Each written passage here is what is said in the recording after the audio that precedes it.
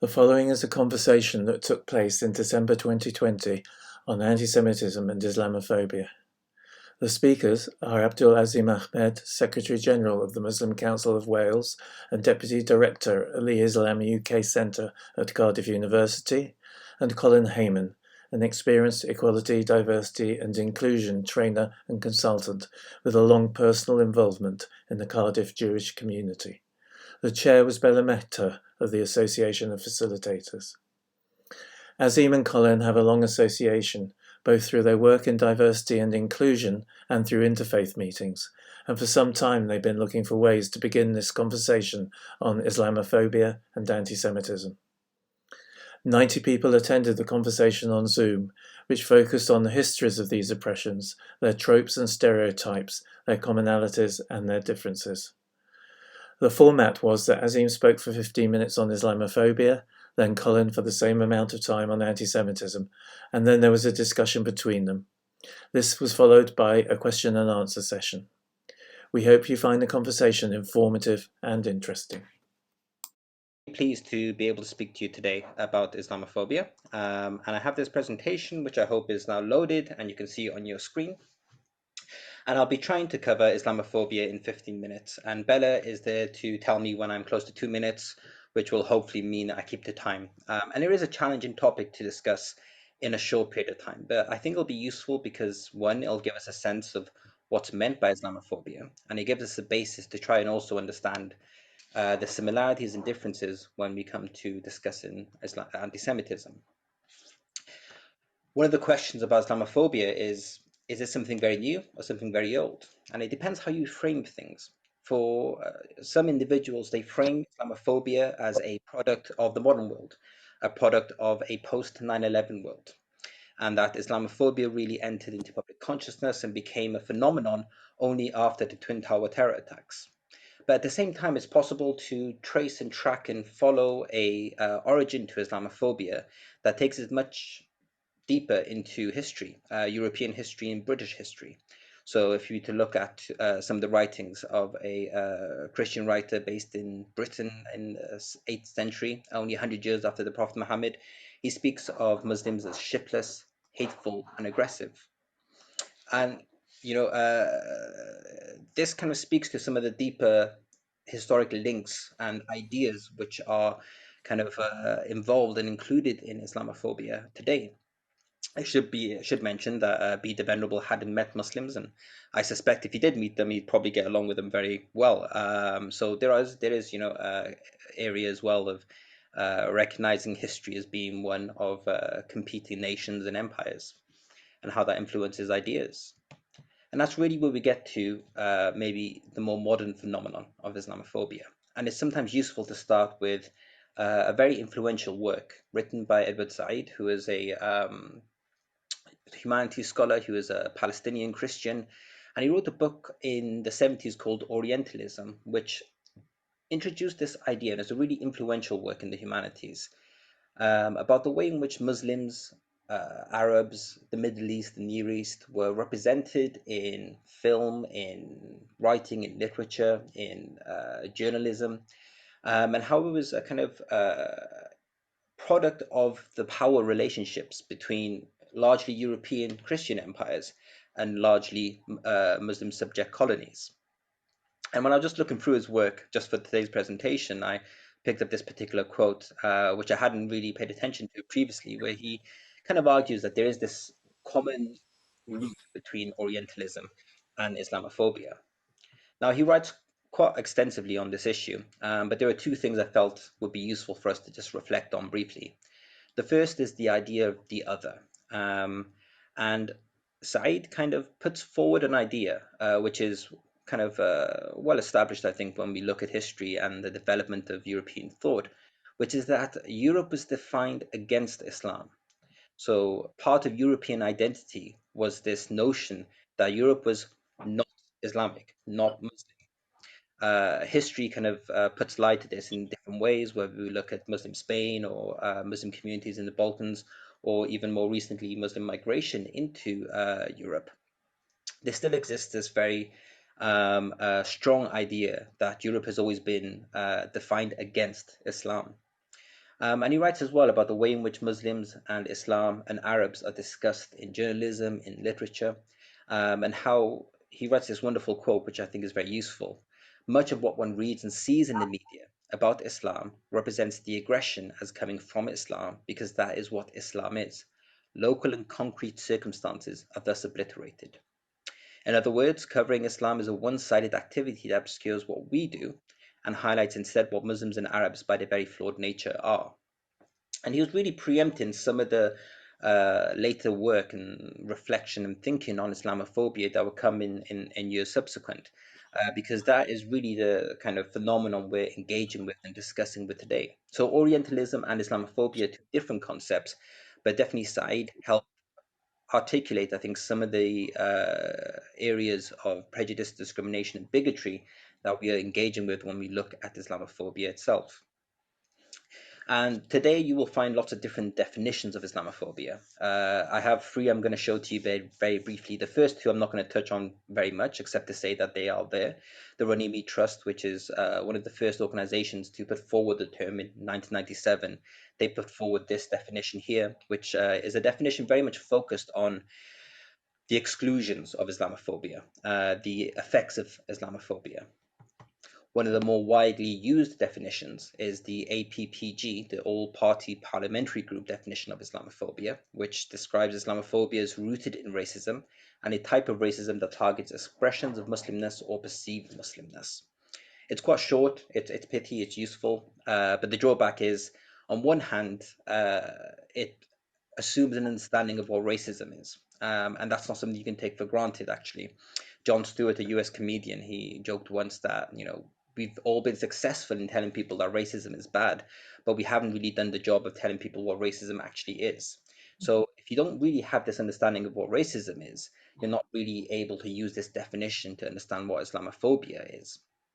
And likewise as well, very often people come with ideas of what race is, that it's a genetic identity, that it's something which is quite static and concrete and tangible, which makes it challenging for them to think of how this might apply to a religious community, one where in terms of religion very often it's thought of as choice or a preference. Religious preference is a term we come across. And so trying to draw those links can be challenging, but it is widely used, and so it's one that I have in other contexts supported. But one of the best definitions of Islamophobia that I found is this one, and its drawback is it's incredibly academic. It's one of those definitions that you can't just read in one go and make sense of. It's something that has a real challenge in understanding. I'm just going to mute.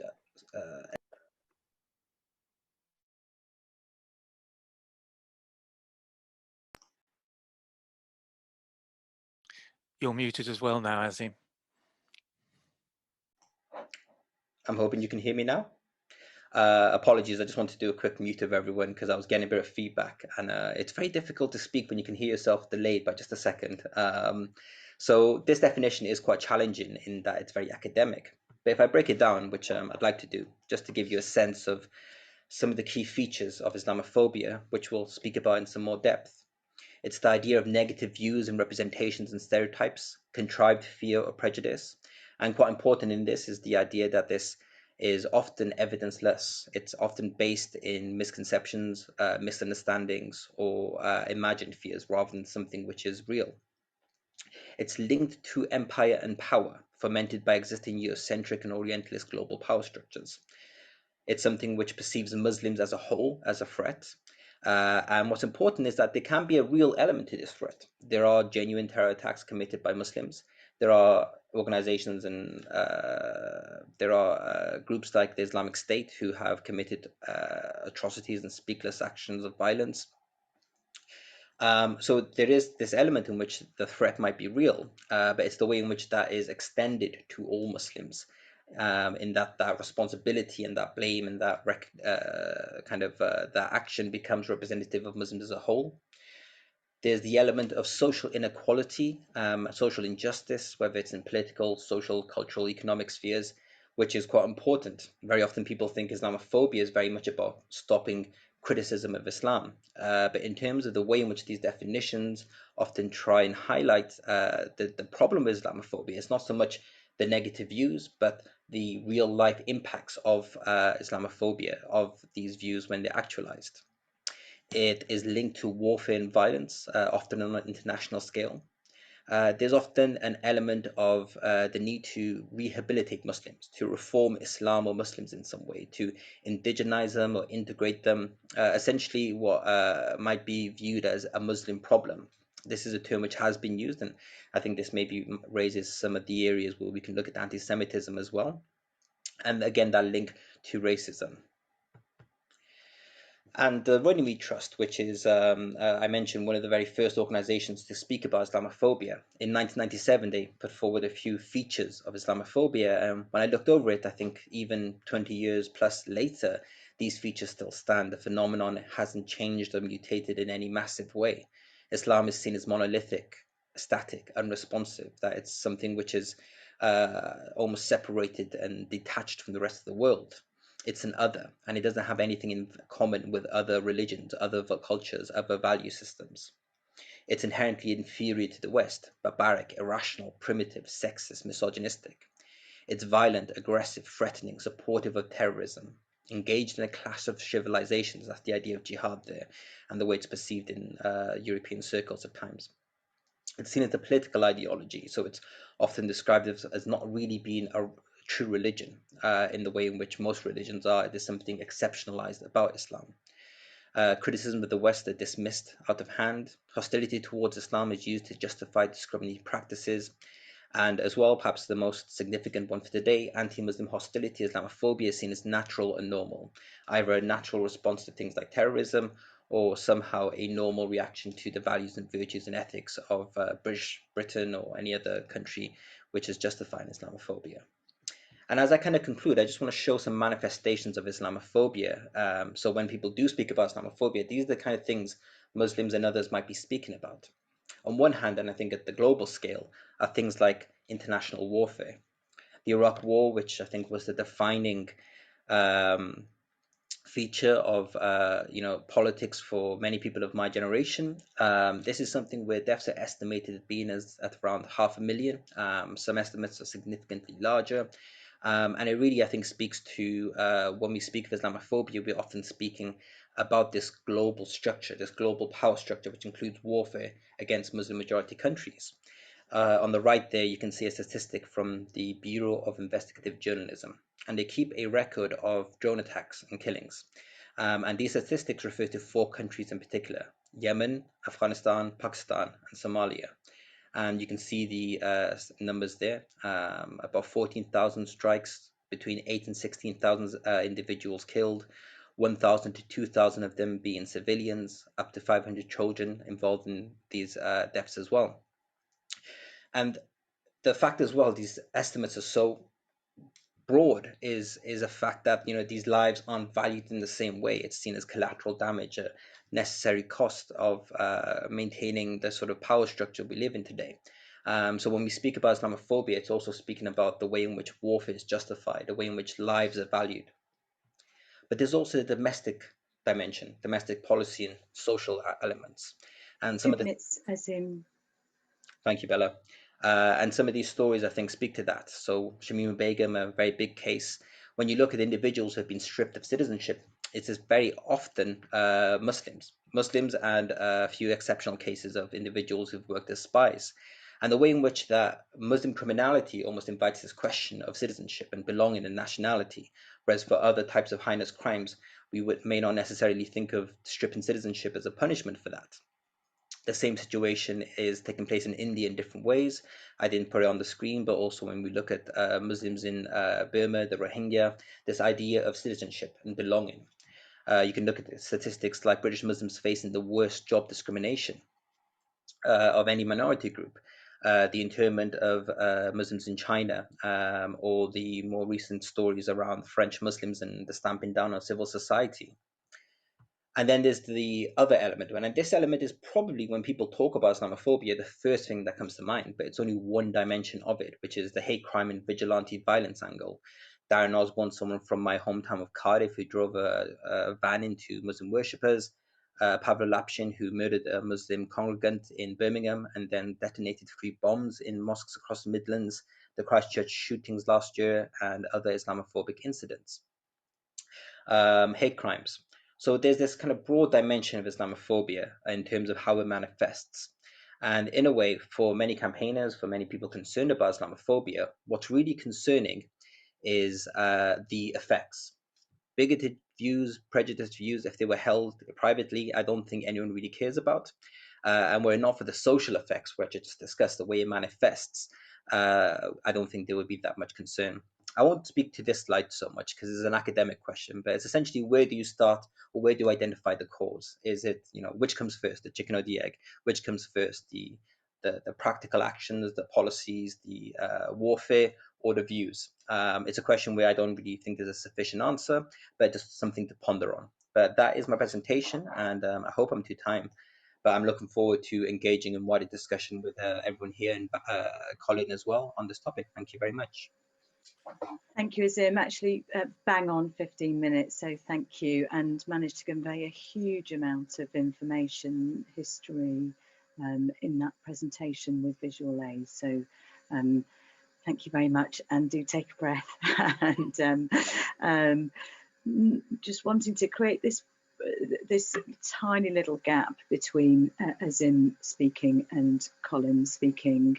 I'm sure we'll be noticing similarities and differences, but just take a moment to absorb what you've heard, think about any questions, and then we will move to Colin, if that's all right, Colin. Thank you, Bella. So for those of you who don't know me, my background in the last 25 years has been working in equality, diversity, and inclusion, as trainer, as consultant, as facilitator. So I've spent a long time working on other people's oppression. I'm white, I'm straight, I'm non-disabled, I'm English in Wales. As I sometimes say, thank God I'm Jewish, at least I'm on the right side of one oppression, or the wrong side, depending which way you look at it. And so a few years ago, as anti-Semitism began to get into the news, I suddenly got phoned up and asked, would you like to do a session on anti-Semitism? And those sessions last half a day. So as Azim said, summing up anti-Semitism in 15 minutes is pretty hard. I suppose the other thing to say, and then perhaps this will come up with the questions as well, Azim talked about Muslims being seen as monolithic. I think that happens with all the underprivileged or minority groups. People just want to know what to call us, or what to do right, what to call wrong. And of course, we're as diverse as anybody. So what I'm saying is really, from my point of view, rather than representative of all Jews. I'm also going to just start with sharing my screen, because this is my starting point. I absolutely love this photo. And it was taken when Trump in 2017 banned flights from 7 Muslim countries. And it's taken in the demonstrations against that measure by Trump. There's many things I like about it, but I suppose, here you have obviously 2 different families from 2 different faiths, and actually you wouldn't know that except that they're wearing symbols of their religion. They're both got the same messages, and of course the Jewish family is referring particularly to the Holocaust, but many other times where we've seen this before. But I think what brings it together most for me is the 2 men, because they could be brothers, they could almost be twins, really.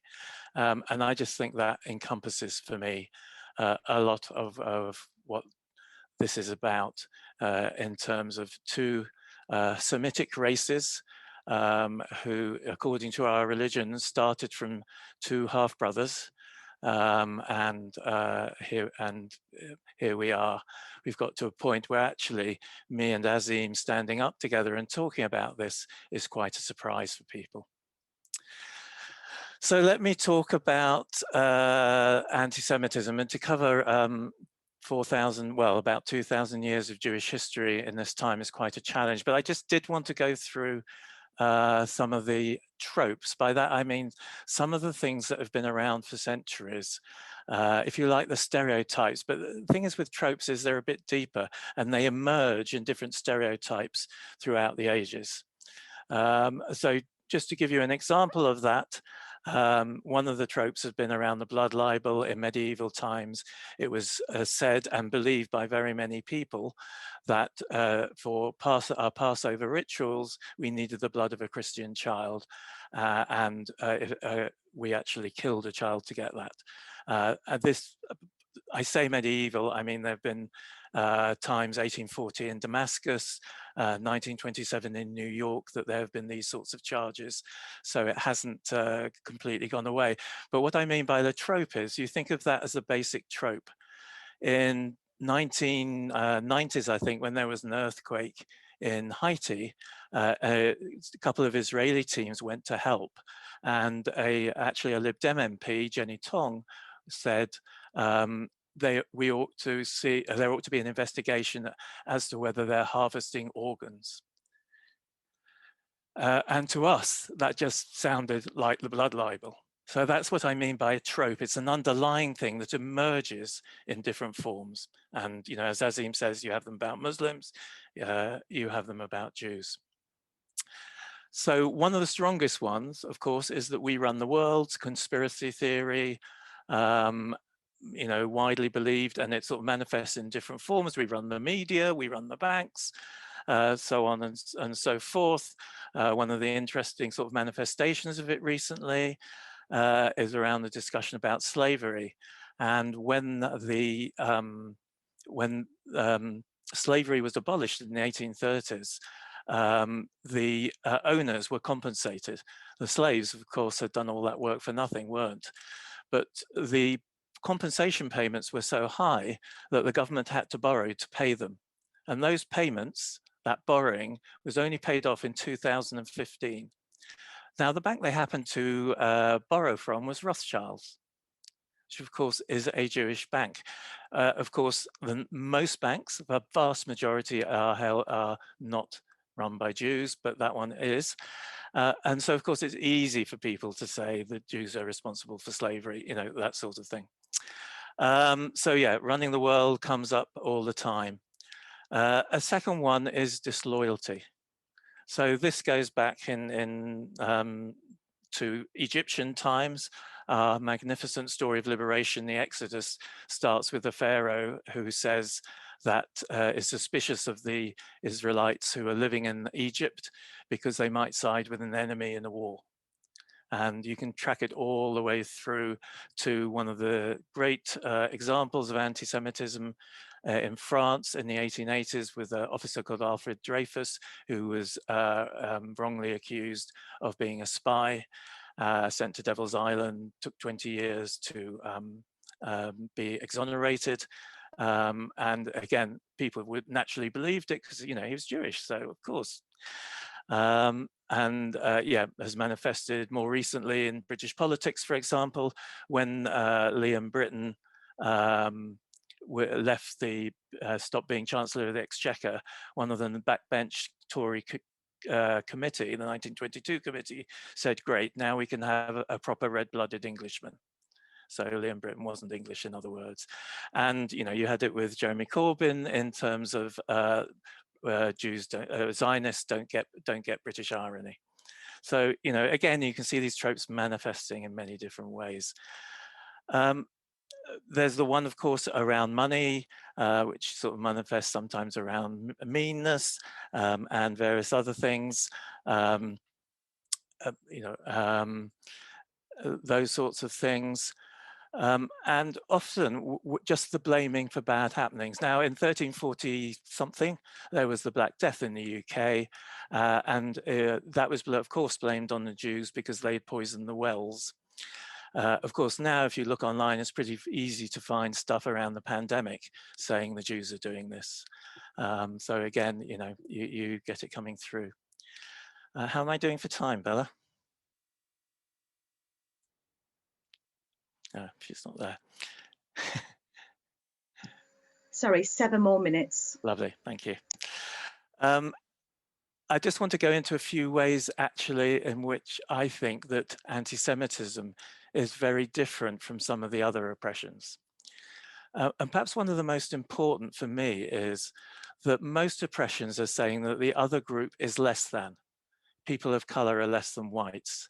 Women are less than men. Gay men aren't proper men, you know, those sorts of things. Disabled people aren't as good as non-disabled people. Anti-Semitism is quite interesting because it has both. Jews are portrayed as subhuman, but also as superior. We're running the world, we're in control. Sometimes, you know, somebody says, oh yeah, those Jews are very smart. That can be very double-edged, you know. At other times it's great, yeah, but it depends, you know, all these things are complex, depend on tone and stuff. So that superiority is often there. I think a second one is the pattern of Jewish history, where we have constantly been invited into countries to build those countries up. Again, you know, for hundreds of years, when Christians were supposed not to lend and all other jobs were barred from Jews, we couldn't own land, we couldn't enter into the guilds, so we couldn't follow trades.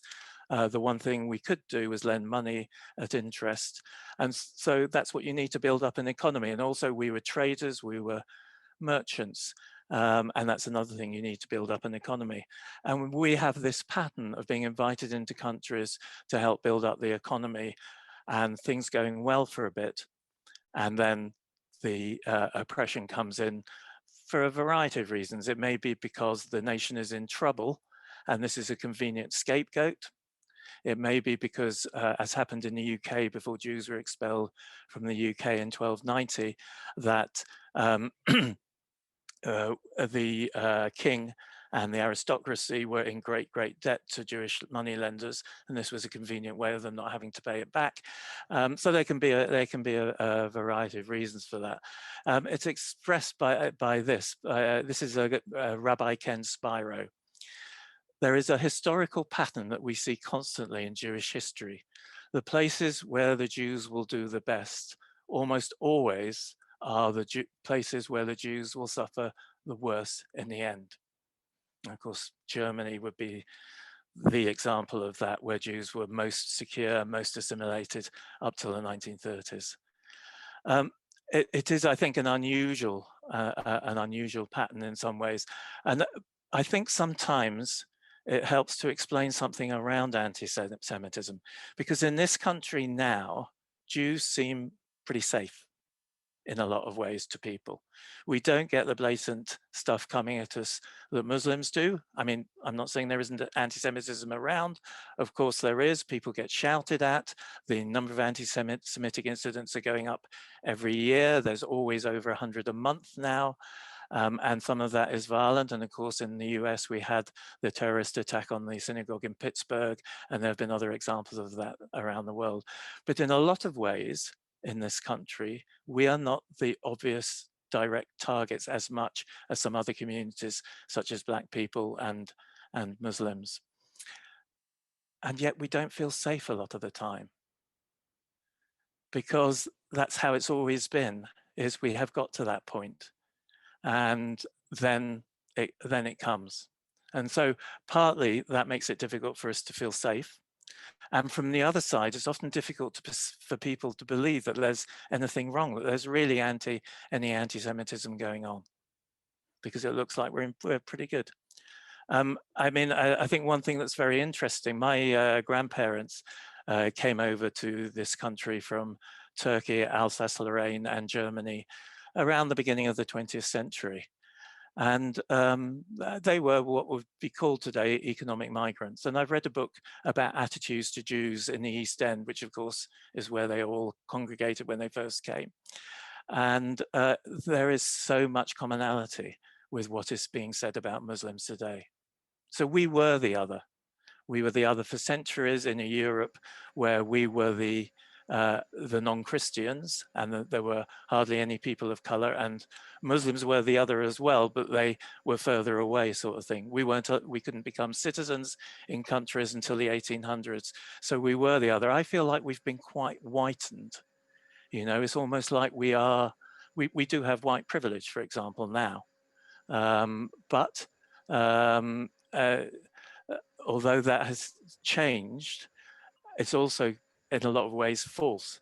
And to touch just on Israel for a moment, I don't think people realize that about 30% of the Israeli population is white from Eastern Europe.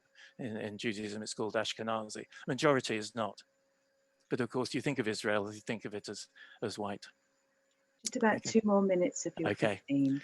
I think that's most of what I wanted to say. Yeah. So yeah, I just think those are some of the differences, and hopefully things that Azim and I and the rest of you will ask questions about. Do please start putting questions in the chat.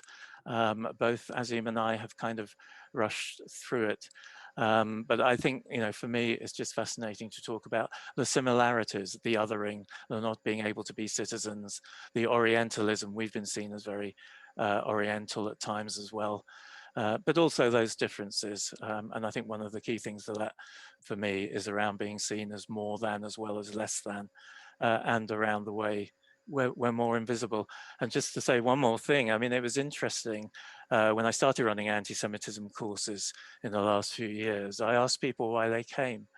And most people said, because there's all this stuff in the news, I haven't got the faintest what's going on. What it's about. So as opposed to racism, say, or Islamophobia, which I think people would know something about and have some quite strong views on, I think quite a lot of anti-Semitism is just that bit invisible. Okay, I'll stop there. Great. Also, bang on time, and thank you very much, Colin. There are questions starting to come in with a little bit of feedback about how interesting the presentations were as well. So do take a minute to read those and pose your questions. I'm going to enter about another 15-minute period now where Azim and Colin will talk directly. So over to you both. Thank you very much, Bella. So I think one of the ways that I guess to start this conversation off was just to have me reflect both on Colin's presentation, but also obviously these are discussions and conversations myself and Colin have had before, quite a few times over coffee, back when that was something safe to do. And I do remember things like, for example, the blood libel, that being something that I hadn't really understood or encountered in my life before.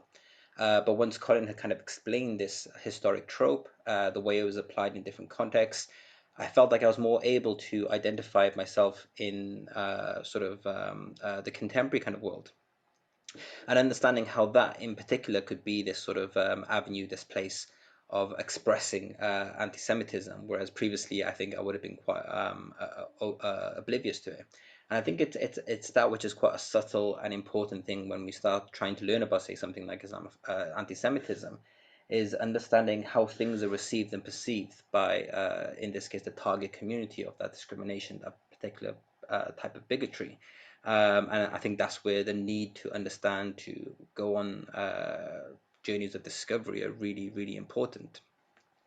And I think as well, sort of in the same vein, the idea of the kind of the feeling of safety or a lack of safety that contemporary Jews could often feel in different countries.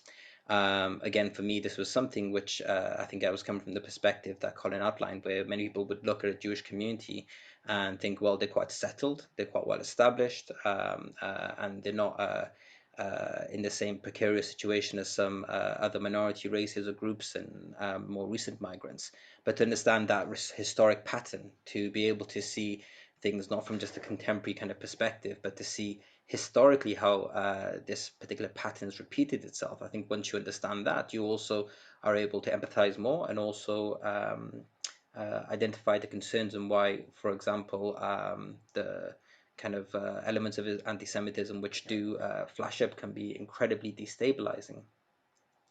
And I think Colin did a great job as well of highlighting those similarities and differences. I think both Muslims and Jews are often accused of running the world, but in very different ways. I think Jewish communities have that kind of accusation of being the ones in control, being the ones pulling the levers, and other kind of anti-Semitic tropes and images that are often used. The puppet being quite often involved in that kind of representation.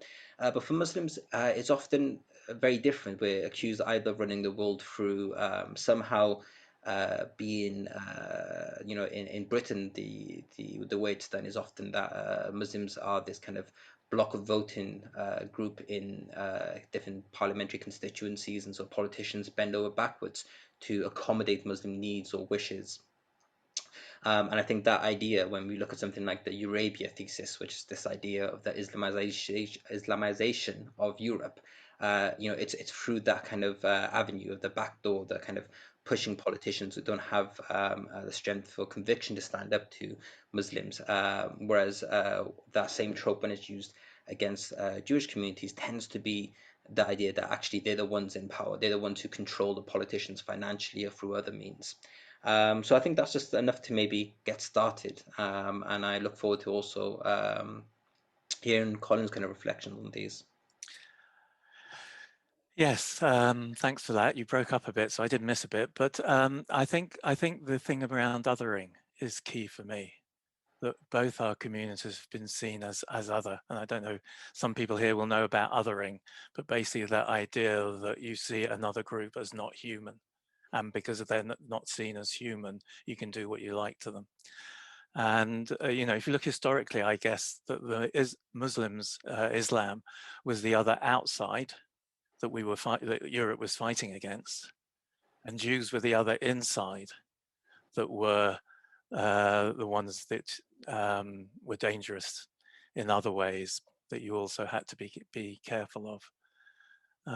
Yeah, I think that's all I want to say about that. Perhaps you pick up. I mean, I think the bit you mentioned about sort of the accusation of disloyalty, I think that's an area where there's a very strong similarity. So I was speaking about Shamima Begum and the stripping of citizenship, and you can see similar things going on internationally as well.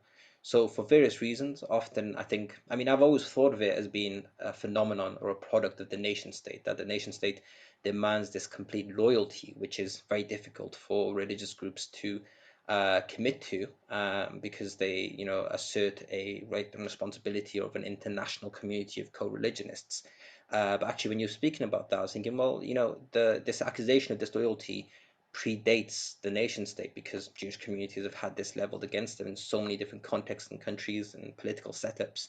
But I do think that's one area where Muslims and Jews are very much seen as unable to commit to the values of the nation state.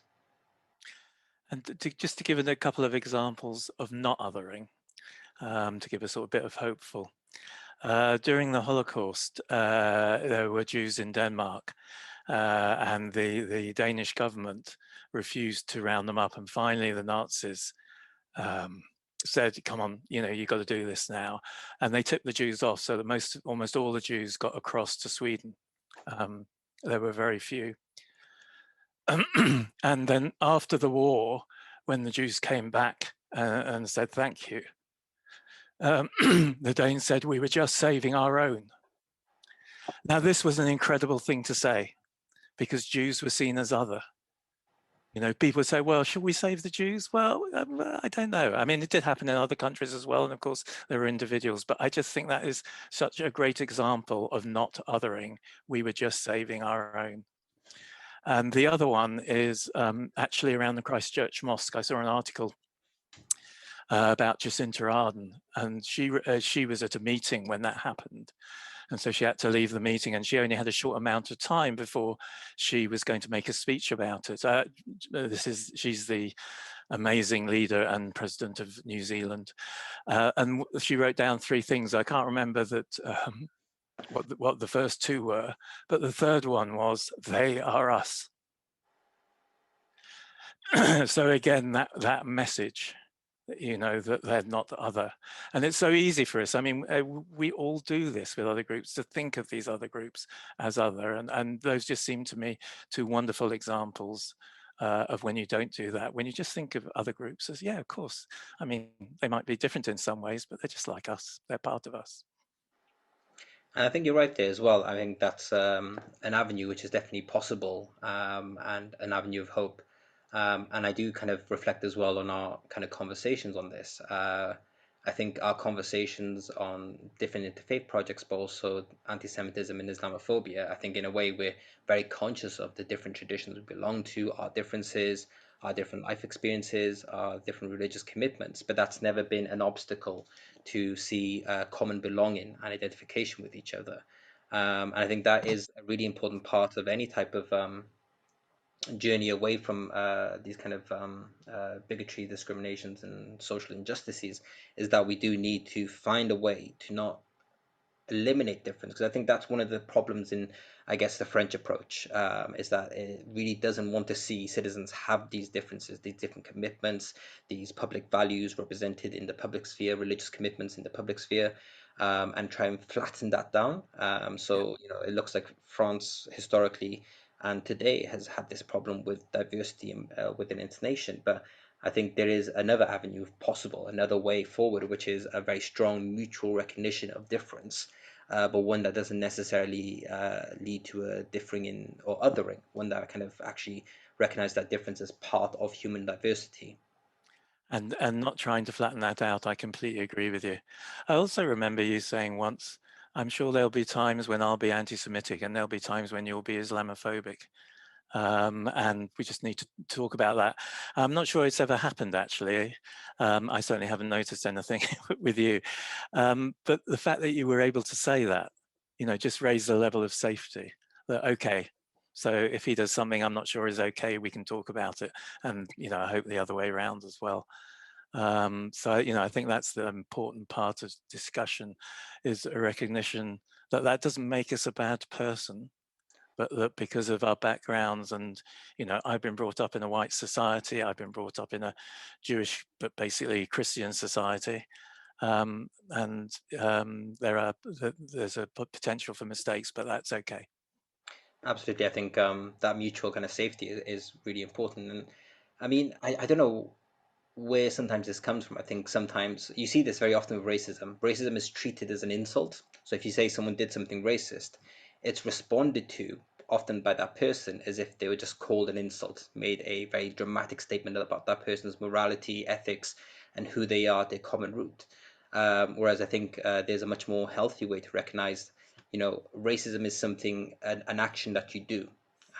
It may or may not reflect something much deeper, but it's something that can also be changed. And I think having that space is really important when you kind of have these discussions. I definitely felt that safety in engagement with yourself. I remember kind of discussing a Jay-Z song with you. It was a very recent part of his release, and being able to have that question of like, well, he kind of talks about sort of using the Jewish model, or using Jewish communities as a model for how to invest wisely. You know, is that anti-Semitic or not? We had that conversation about it, and you know, I felt reassured that I could have that conversation with you, and it was part of my own learning as well. And of course, that's part of the complexity of these issues. I'm not sure how definitive an answer I was able to give you, because this depends so much on context and how it's said. And, you know, yeah, I think Jews are proud of what we've achieved despite the oppression. And part of that is as business people. And yeah, we're happy to take, you know, for other people to learn from that. But it can also be said in a way which implies some of the tropes. And that's very different. By the way, another nice area of cooperation after the murder of the guy in Woolwich, and I've forgotten his name, Rigby. Lee Rigby, yeah. Lee Rigby, yeah. There were attacks on mosques.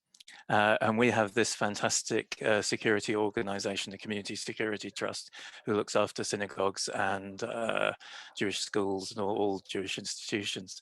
And they actually talked to a lot of mosques, particularly in London, I think, about what they'd learned about how to protect them. And one thing that was interesting to me about that was that despite the Islamophobia, that mosques were still pretty open, whereas we're more careful. You know, we tend to say to people, when you leave, don't congregate and chat outside. I do remember those incidents, actually, and I do remember sort of the very sad thing that actually there was a shared experience there of our places of worship being targeted for their visibility, and often due to political events elsewhere. There was often a very strong link between, say, terror attacks and then attacks on mosques, and conflict in Palestine and Israel leading to greater attacks on Jewish places of worship. And I think it was a sad reflection that this was kind of taken for granted, a socially predictable fact that what's in the news would affect our safety and the safety of our various communities on the ground. I missed the end of that. My screen froze. Can you just say the last couple of sentences? Just the kind of the sad reality that this is a very predictable kind of relationship between what's in the news and the safety of our respective communities on the ground. Yeah, yes, absolutely. Okay, is that enough around the conversation, do you think? I think so, and I can see quite a few questions in there. Yeah. Some of them look quite challenging, so. Shall we start there then, Azim? So do take a look yourself at the questions. There's everything from recommendations for resources to questions about belonging. So do take a look yourself. If you're happy to ask your question yourself, do unmute yourself so you're ready to say it, and try to keep it as short and succinct as you can without sacrificing any of your question. I think this is a rich discussion, so that Azim and Colin have enough opportunity to answer. So there is a discussion that seems to be going on, prompted by your question, Barbara. Are you all right to ask that question yourself? I'm sorry that I can't see. Yeah, that's fine. It's really difficult to write. Yes. Azim and Colin, thank you very much to both of you. You've got my brain going here. And I'm just thinking, just listening to you both objectively, it's like we're talking about, we have one group here, we have another group there, we have another group somewhere else. And if you're not in my group, well, I'm not, I don't get you, I don't want to be with you, and I'm not going to behave very nicely to you. And that's in a kind of, you watch kids in a playground like this, but I think this is very much what we are doing culturally as human beings. And this is what bothers me. Can we look more at people as human beings? I get what Razia is saying about people like to belong somewhere. But if you have more and more belonging, just take rugby, England, Wales, right? Everybody all latched into Wales, and keep the English out. Well, I'm English like Colin. And intriguingly, I have been through a lot of personal racism against me, Azim, because I'm English and not Welsh, because of the job that I was in and my responsibility to move things in that situation for the better. And I wasn't part of the group. And you two have made me really think about that. And actually, for me to go, I'm not sure I wanted to be part of the group if that's how people were behaving. So I was not really a question, sorry, Bella, but it's reflections that I think hopefully are helpful just to throw out. So I can say a bit about that, because I'm asked a lot as a diversity trainer about this. All these labels, they're just splitting us up. We're all human beings, and it's very much presented as an either or. Okay, either we're all human beings or we have these labels. I see it as a both and I think Azim touched on it when he was talking about the French approach versus the British approach. If you don't see me as Jewish, you don't see me. That's part of who I am. So that's part of the group I belong to. And I'm a human being like anybody. So yeah, I agree with you, Barbara. Children will do this. They'll have in-groups and out-groups. If you read Daniel Kahneman about unconscious bias, he talks a lot about this. And I think where we need to get to is, you see me as Jewish, and that's interesting. The way Azim and I were talking about that, we can discuss our differences. But I also feel strongly that we shouldn't ignore those groups because they're part of who everybody is. I don't think I could say any better, Colin. That was really accurate, and I think I share that sentiment as well. If you don't see my Muslimness, my belonging to this wider community, then you can't see me as an individual. And I mean, I reflect on a verse in the Quran that I hope I can quote it correctly. O mankind, we created you from a male and female and made you into nations and tribes so that you might know one another. And this verse is quite central in kind of an Islamic humanism, if you want to use that phrase, that we are, individuals, products of a male and female, a mother and a father. We share that common humanity, but at the same time, we have group identities. And I think it's really quite important, and not just for mutual understanding or tackling different types of discrimination, but I think it's really important we see these groups and different forms of belonging, whether it's the historic religious tradition or your local book club, as something which can be not divisive but unifying. And I might kind of have a little pitch here towards things like community organizing. It's something I'm a strong believer in. I think there's really positive examples of community organizing from the United States, in Britain, in Wales, in Cardiff, and how kind of using the various different groups we belong to, from the churches to the trade unions to the guilds, right the way through to those little tiny book clubs or coffee kind of afternoon groups, that coming together, that is possible to use these groups to organize social change for the better. So I think building on what you were saying, Colin, I think I would definitely push for a belief that group identity is not inherently divisive. It can be something which is capable of creating positive change, and as you said as well, that kind of recognition of the both individuals and communities.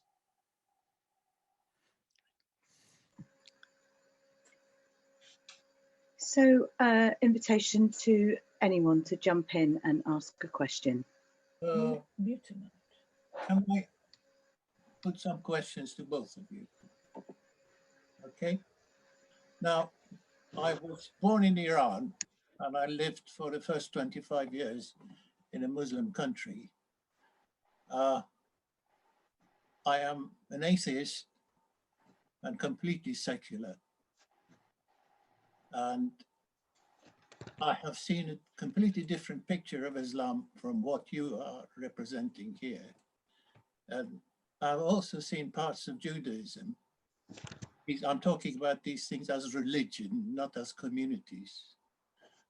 Both of these are not really very progressive.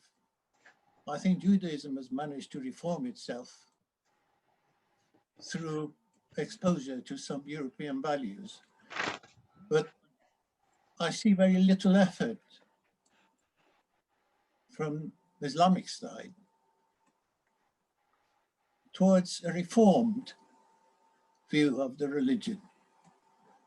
There are quite a lot of phrases in Quran which really identify women as second-class citizens. You are allowed to beat up your wife, according to Quran, if she doesn't listen to you, but the wife isn't allowed to beat up the husband if he doesn't listen. I think there is actually should be some effort made by at least open-minded Muslims to reform some of this stuff, like what Jews have done, which has helped a lot in making them really appear normal. The other thing I wanted to... So can I just get you to pause there? Sorry, don't use the second half, but I wondered whether you might want to come in, Azim. Sure, thank you. I think there's quite a lot raised there where I'm kind of curious how long it would take me to unpack. And I mean, there's a lot of overlap there between some of the things I was speaking about in my presentation, and kind of ideas around Islam needing reform, rehabilitation of some form, between ideas of sort of Islam being inherently misogynistic, a monolithic block as well. One of the ways in which that static monolithic idea around Islam being this kind of inherent, or rather Muslims lack an agency. The Quran says something, and as it's interpreted by usually from an individual kind of regional interpretation, and suddenly that's their sole motivating factor. That's all they are as individuals, someone who reads scripture and acts on it. And it's one of those things where to kind of break that down simply needs reflection on the kind of huge diversity of Muslims today and also historically. Sort of the areas of discussions around feminism, misogyny, the role of women. There's 1400 years of history on that discussion and debate in languages ranging from Arabic to Bengali to everything in between.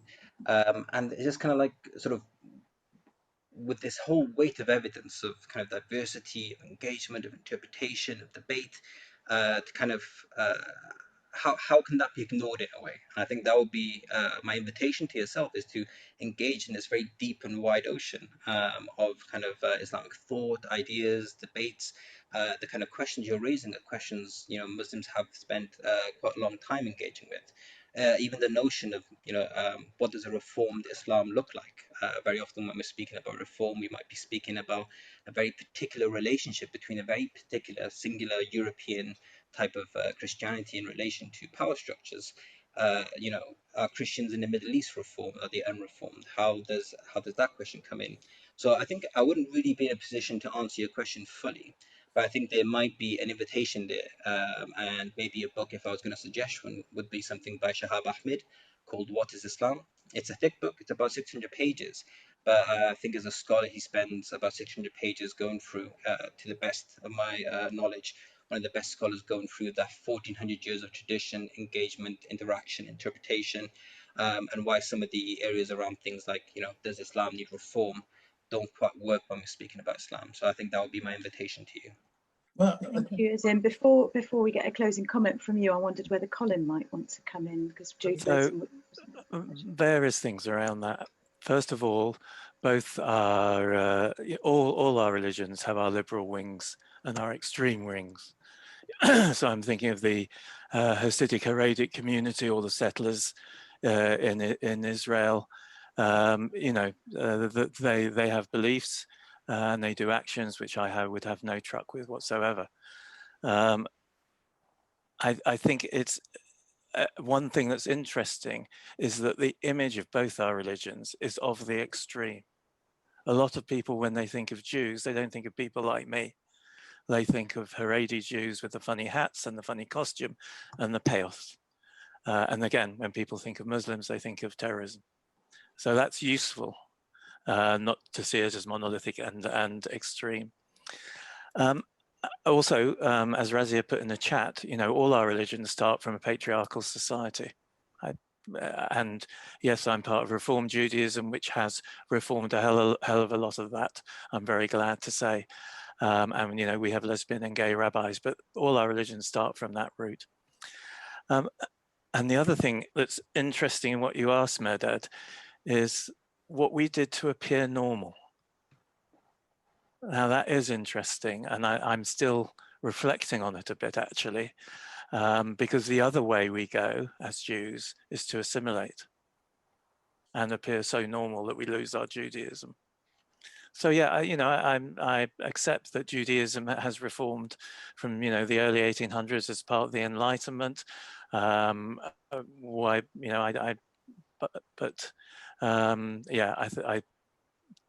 have the full spectrum like other religions.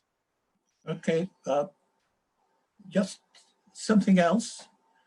I think we should go on to other questions, other people, Mehrdad. Yes, apologies. Do type any closing comments or questions in the chat, but it'd be good to move on. Anybody got a question in a different area? Yes, I've got a question. Yeah, can you hear me? Yes. Yeah. So, I mean, my question is in two parts. I think the whole discussion around, assimilating and kind of looking normal, I think is a really interesting one. And I think, given that we were talking about how we kind of work together to ensure that we solve some of these global challenges, as it were, I do feel that kind of working towards appearing normal to me has got all kinds of, it's really quite difficult, especially where for some of us, we're not able to, it's like, what does that look like? And whose definition of normality are we talking about? So that's one thing. I think the other thing I was really interested in was Azim's comment about, racism is an action you do, and it can be changed. And I'm really keen in these conversations to go beyond the kind of the unconscious bias. And I've got this hashtag I'm putting out there at the moment, which is, hashtag, beyond unconscious bias. And, I think beyond kind of talking about white privilege, all of these are really important things. And, they've kind of supported us as people have shared their lived in experiences and kind of, come from a place where we're able to kind of consider, people's journeys, as it were.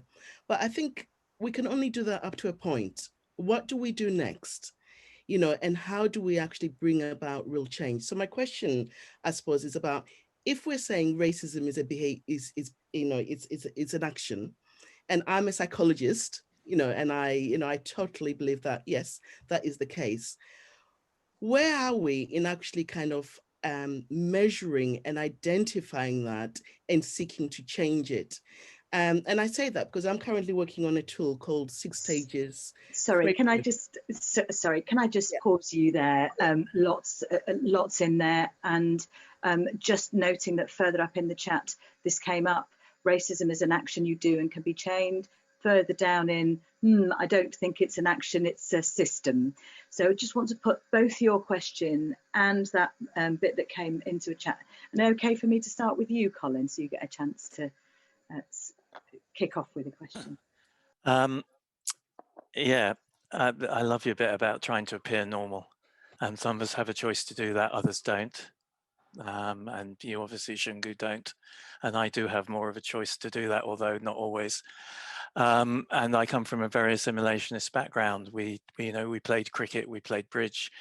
We did our best to be British before we were Jewish. And that's partly, the effect of oppression, isn't it? You try and fit in. So yeah, I'm glad that I don't want to look normal anyway, really, whatever that means. In terms of actions, I mean, I think it's awareness is so important, and then that leading to 2 things. So first of all, education.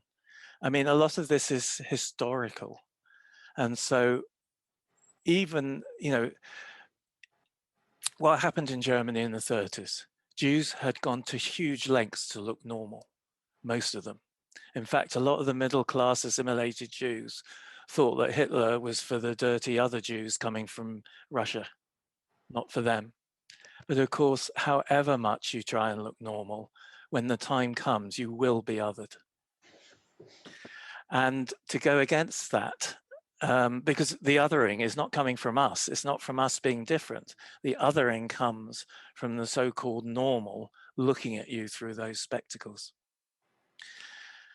And so in what you can do about that, I do think being aware of these things, certainly for me as a Jew, I don't think people are so aware, like I said, of some of the stuff around it. And that's why you get so much on some of the social media stuff. They know exactly what they're doing, but some of it is just people making mistakes because they don't realize it's an anti-Semitic trope. So the more that you can educate yourself, the better. I've done the same. I'm fascinated by the history of Islam. I've read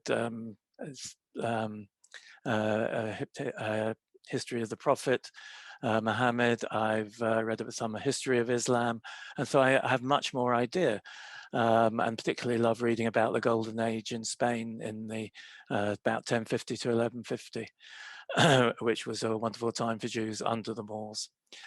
So yeah, educate yourself, but challenging. I just feel that challenging is so important. And I find in my work that people don't speak up often because they're afraid there'll be conflict. You're not challenging to change the other person's views. There's no way you can do that in a challenge, but you're challenging to say, I don't agree with you. You might think that, but actually this is what I think. And I think more people do that against all these issues. and do it in a way that doesn't shut people down. You can't say that, but does it in a way that says, oh, what do you mean? Where did that come from? That's not my view. So yeah. Azim? Thank you. And thank you for that wonderful question. So I think to begin with, I think that reflection on normalness as well, I think is really important. What is normal? What isn't normal? And to use an academic term, the way in which Europe and Eurocentricness defines normality at the moment. And I think another way of phrasing it is normal is whoever has power. So whoever has power at a particular time in history, in a particular geographical space, they're the ones who set the standard. They're the ones who become the universal, and they're the ones who get to define what normal is. And I think that kind of comes to the second part of the question as well. So I describe racism as an action. And I would also actually say I'd agree with Razia that racism is a structure. And I think it, depending on what level we're looking at, because like many things, there is this wider subversive element of racism, which can only really be perceived at the communal level when you look at, say, statistics of imprisonment and everywhere, or for example, job discrimination. It might be very difficult to actually identify the particular action of racism that leads to this kind of disparity in pay gaps in hiring and promotion. But it's there. But there are actions, and I think that is important to recognize. And I think very often the problem or the challenge is trying to move beyond seeing forms of racism and bigotry, Islamophobia and anti-Semitism as simply opinions or private views. It's more than that, and I think having a more holistic view is important there. And how do we challenge that action? How do we challenge kind of moments of discrimination and bigotry and exclusion and disadvantaging? My answer, and I have to be honest with this, is to me the only antidote is another form of power. And this power doesn't need to be coercion. It doesn't need to be a threat of violence or censure of any form. It's power which is often collective.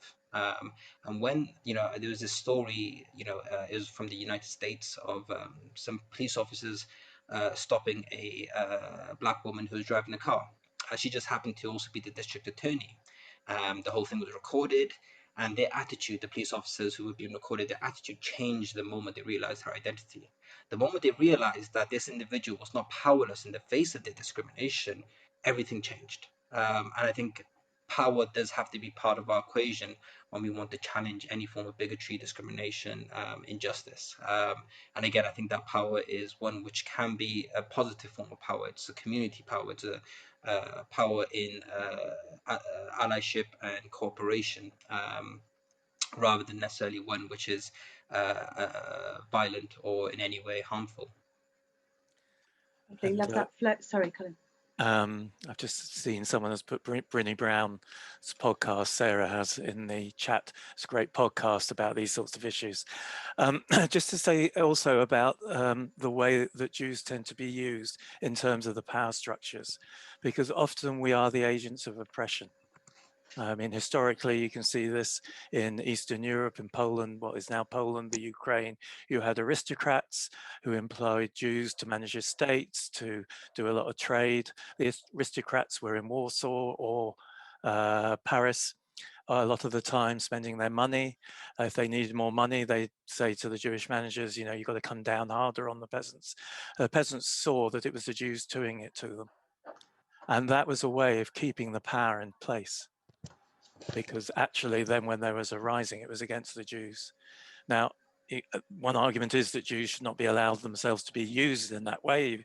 It's both sides, but it's a constant pattern throughout history that one of the way of keeping in power is to use very often Jews as the agents, so that the rising is against them.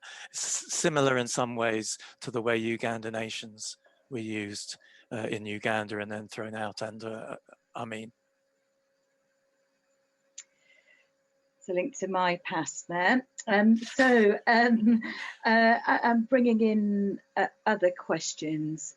Power, normality, feels like and just to synthesize actually from some of the chat, how closely linked to Christianity is Islamophobia, or is Western culture so infused by Christian belief that it matters not? There's another question about capitalism, so we're going towards other systems. I don't know whether those questions resonate with you, Colin and Azim, or whether you want to open up the floor. Sorry, can you say the second one again about the first one about Christianity and Islamophobia? Yeah, is there a link between Christianity and Islamophobia? Is Western culture so close, so infused by Christian belief that it matters not? Capitalism came up in the discussion, so I'm just throwing that in there. Sure. Well, I'll start on this one. I don't think there is, no. I genuinely don't. I will say I think there's a link between Islamophobia and Europe. I think Europe has an interesting history, and there's a term I've come across used by some social scientists and academics called weird, which is to describe the uniqueness of Europe. I can't remember the exact acronym. I think it's Western, Educated, Industrialized, and then there's R&D, but I can't actually remember what they stand for. But there are a few things which make Europe quite interesting as a case study. Not least, the fact that it's one of the first places to industrialize, the impact that had then in terms of colonialism, its relationship with the Roman Empire, and the way in which Rome had an ability to enforce truth in a way that wasn't necessarily the case in many other places in the world. And I think there is something about Europe, and I'm not entirely sure what that is, so I have to be careful. But Christianity, no, not in the least bit. And I think when we speak about Christianity, we have to be very global. I mean, Christianity was a religion part of the milieu of Abrahamic faiths in the Middle East. That book I mentioned earlier, Shahab Ahmed, he makes, and I think, Colin, you might actually enjoy it. He has this wonderful description of the kind of period of interaction, engagement, and scholarship between Muslim, Jewish, and Christian philosophers, saints, mystics, and the way in which they would have this very rich interaction and engagement, and the things that came out of that. And of course then elsewhere in the world. So there is something about Europe in its particular history, both recent and maybe stretching back to the Roman Empire as well. But that would be, I think, something I might write and think about for another day, because I don't think I could really articulate anything complete and rational or coherent about it just yet. It's very difficult to summarize the history of Christianity and anti-Semitism. Christianity was infused with anti-Semitism. It was apologized for, I think I saw this in the chat, by Pope Paul the 23rd, is it, in the Second Vatican Council, actually apologized for this. We were supposed to have killed God, and that was one reason for us to have to be outside the pale. That's a slight pun, because of course there was a Pale of Settlement which was the only place that Jews could live in Russia. So that is part of it. I know there's many Christians these days who understand that, who think it was completely wrong. Most, I would say. But in the same way that there's many Islams who don't buy into the rhetoric around Jews that exists in some forms of extreme Islam. But there are still people in both religions who do see Jews as other, as something to be destroyed, really. Yeah, difficult to answer a question like that in so long, but it was partly because of Christianity. And of course you can argue, Karen Armstrong in her book Fields of Blood argues that religion doesn't do this. Politics uses religion as a way of controlling. So you can make that argument. But yeah, the fact is that it was often priests that started pogroms in a lot of places, I'm afraid. Hi there. Thank you. Can you hear me? Yes. Okay. Thank you for your presentation. It's a comment, thought / question. It's the notion of othering, which I thought does not always come in the form of dehumanizing the other. At times, it is a side affirming a side. In this particular case, Judaism and Islam. So historically, Islam does see itself as a hallmark of religion, and Judaism Jews do see themselves as the chosen people of God. Is this not an implicit inherent othering of others within the two traditions? Yeah, you're right. I mean, I think it comes back down to sort of that question of, do you see any difference as something, as an obstacle to be overcome, or a means of engagement in knowing different communities? The Quran does speak about different religious communities, including Jewish communities. Bani Israel is one term used. Alladina hadu, those who are guided. Another terms used for Muslims, alladina amanu, those who believe. You know, you find these kind of phrases and distinctions used for different religious communities. Again, I think I just reaffirm what I said previously, in that sort of recognizing the individual journey, perception, and worldview of different communities is not necessarily one that prohibits kind of engagement or a meaningful relationship. And I think, I mean, I was reflecting on this, and one of my colleagues was speaking about this as well, about sort of, and he phrased it quite frankly: can you be friends with someone if you think they're going to hell?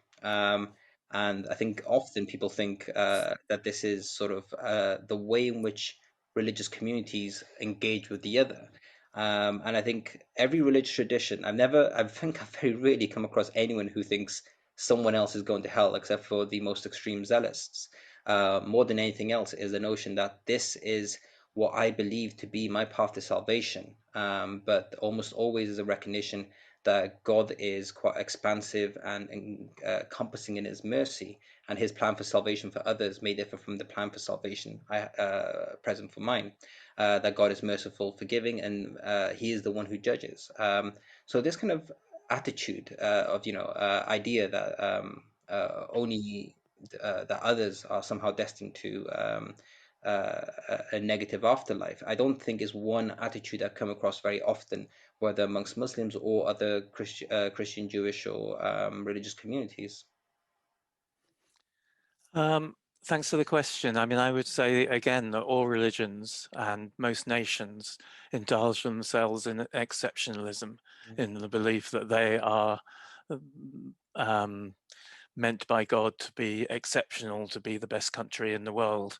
And often religion is invoked as part of that. There is a range of opinion in Judaism as to what this idea of the chosen people means. As a Reformed Jew, I would very much have the opinion that it means that we are chosen to be God's partner and the partner of other peoples in repairing the world, tikkun olam. And that's the way I would take it. And that's not to say there aren't people who are Jews who take it as exceptionalism and we're the best. That's not my view. Okay, thank you very much. So just 2 more minutes left, and I understand that people will want to go. Some people will need to leave at 6:30. Colin and Azim, no, Colin may be around for 10 minutes more. Do you want to just say something to close, and to say something about the recording and availability before some people may need to go? So I think I'd like to say, first of all, thank you everybody for coming. It's just great to sort of, having talked about it for so long, and wonder if we were on, if it was something people would be interested in. To have had so many people come and be involved in the conversation is just great. I think there will be more of them. I haven't checked with Azim about that, but I have. He's nodding, so I assumed that there would be. So if you haven't been contacted by us directly, do contact us in some way. I'm on LinkedIn or by email, so that we can tell you about future meetings like this. We have only just started the conversation, but I hope everybody has found it helpful. And yeah, please be in touch. And then thank you. And I think I just want to echo those thoughts. I've really enjoyed this discussion, and I'm really pleased me and Colin got to have this conversation and continue this conversation publicly. And everyone who participated and shared in this as well, I really am deeply appreciative of everyone and the kind of engagement and questions. And I'm very much looking forward to going through the chat, because I can just see it flashing behind there. And I can't keep up with it. I've just saved it. Yeah, it does seem like it's got some rich discussions and insights, and I think that's also one of the fantastic things about this. And especially during lockdown, you know, you don't get to see people, you don't get to have exciting conversations as often, you don't get to have this kind of buzz of people discussing and ideas and debating and disagreeing, which I think is phenomenally great as well. So thank you, everyone. And like Colin, I can be around for another 10 minutes, but then I do need to go feed my son, who I can hear downstairs, and I think he thinks I'm doing something really exciting here, and he's right. So yeah, Azim and I will wait around, but if you want to discuss a bit more, but do feel free to go. And thank you for coming. It's lovely to see such a varied group. Bye, Colin. Bye, Azim. Bye, all. Thank you. And thanks to Bella for moderating the questions, which would have been impossible otherwise. Absolutely. Bye for now.